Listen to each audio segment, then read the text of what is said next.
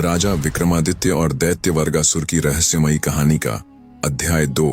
अगर आपने अध्याय 1 नहीं देखा है तो उसे जरूर देखिए, तभी आपको इस कहानी की गहराई अच्छे से समझ आएगी। अध्याय 1 में हमने देखा, मेले में मायावी दानव वर्गासुर ने कनक को अगवा कर लिया और अमन उसे बचाने निकला। फिर अमन पत्थर बन गया। उसके 6 भाई निकले उसे बचाने, पर वही गलती उन्होंने भी दोहरा दी। अब 7 बेटे एक एक करके पत्थर बन चुके हैं और इसी टूटे हुए दरवाजे के सामने 6 बहुएं और एक माँ आंसू बहा रही थीं। तभी वहां पहुंचे राजा विक्रमादित्य। पर सवाल ये है, क्या विक्रमादित्य 7 पत्थर बन चुके बेटों को फिर से जीवन दे पाएंगे? क्या वो वर्गासुर की 7 ताले वाली मायावी गुफा तक पहुंच पाएंगे, या फिर वो भी बन जाएंगे उस राक्षस की अगली चाल का शिकार? अब आगे राजा विक्रमादित्य घोड़े पर सवार होकर एक अनजान यात्रा पर निकल पड़े। हर मोड़ पर सिर्फ एक आवाज साथ थी, 7 बेटों की पुकार। रात भर की यात्रा के बाद वो पहुंचे कंचनगढ़। थके हुए थे तो विश्राम के लिए एक छोटे से घर में रुके। वो घर था एक ब्राह्मणी सुगंधा का।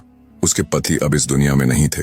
घर में उसका बेटा मोहन और एक नवविवाहिता बहू थी जो आंगन में झाड़ू लगाते हुए हाथ में कंगना पहने थी। राजा की नजर उसके हाथों पर पड़ी। कंगन अब तक नहीं खुला था। राजा ने पूछा, माँ, ये बहू के हाथ में कंगना अब तक क्यों बंधा है? सुगंधा बोली, बेटा, क्योंकि इसका पति यानी मेरा बेटा राजा वीर सिंह के यहाँ पहरेदारी करता है। शादी के तुरंत बाद ही उसे ड्यूटी पर बुला लिया गया। राजा ने अवकाश नहीं दिया, इसीलिए अब तक ये मांग नहीं खुल पाई। विक्रमादित्य के होठों से निकल पड़ा, ऐसा कौन सा राजा है जो एक दुल्हन के कंगना खुलने का हक भी छीन ले? सुगंधा बोली, यही कंचनगढ़ का राजा वीर सिंह। राजा विक्रमादित्य की आंखों में संकल्प की अग्नि जल उठी। कुछ समय विश्राम करने के बाद विक्रमादित्य ने अपना वेश बदला। अब वो कोई साधारण मनुष्य लग रहे थे और पहुंच गए महल में सीधे मोहन के पास। मोहन रात के पहरे पर तैनात था, राजा वीर सिंह के शयन कक्ष के बाहर। विक्रमादित्य ने कहा, मोहन, आज की रात तू अपने घर जा, तेरे बदले पहरा मैं दूंगा।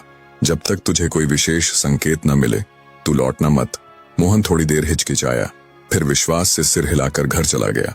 अब रात के सन्नाटे में राजा विक्रमादित्य राजा वीर सिंह के पलंग की पहरेदारी करने लगे, एक ऐसे रहस्य के करीब जिसने एक पूरे नगर को अंधकार में डुबो रखा था।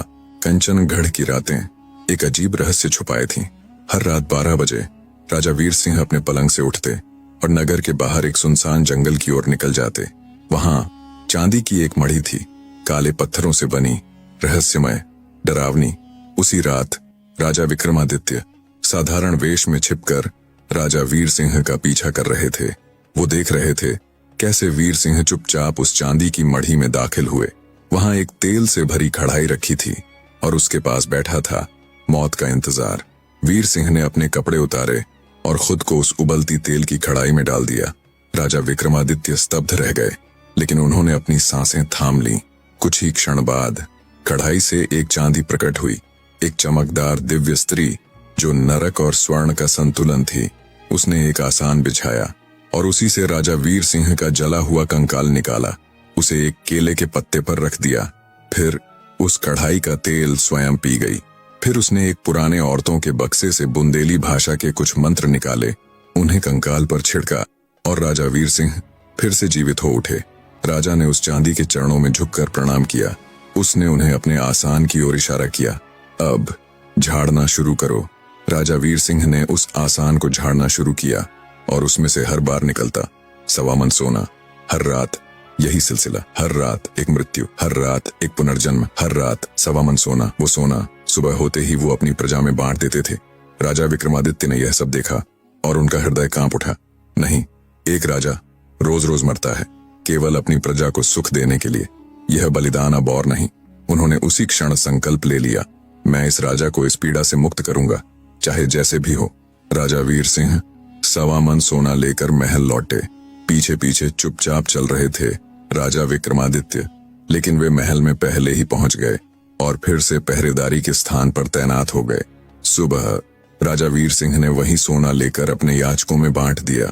राजा विक्रमादित्य ने यह सब देखा और उनकी आंखें भीग गईं। त्याग का ऐसा रूप मैंने कभी नहीं देखा। अब उन्होंने एक योजना बनाई। अब की बार इस बलिदान को स्वर्ण में बदलने की बारी थी।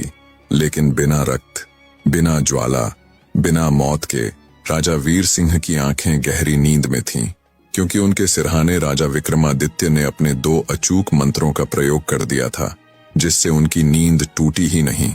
रात के 12 बजे विक्रमादित्य ने अपनी पोटली उठाई, जिसमें एक विशेष मसाला था, और निकल पड़े चांदी की मढ़ी की ओर। चुपचाप, बिना किसी शोर के, वो उसी राह पर पहुंचे जहां वीर सिंह हर रात मरने जाता था। वो कढ़ाई अब भी वहीं थी, उबलते तेल से भरी हुई। राजा विक्रमादित्य ने पहले उस विशेष मसाले को कढ़ाई में डाला, जिससे उसमें खुशबू उठने लगी। फिर उन्होंने एक लंबी सांस ली और स्वयं उस कढ़ाई में कूद गए। कुछ देर बाद चांदी प्रकट हुई। उसे आज की सुगंध कुछ अलग लगी। उसने वही प्रक्रिया दोहराई। कढ़ाई से विक्रमादित्य का कंकाल निकाला, केले के पत्ते पर रखा, फिर अपने अमृत घड़े से कुछ बूंदें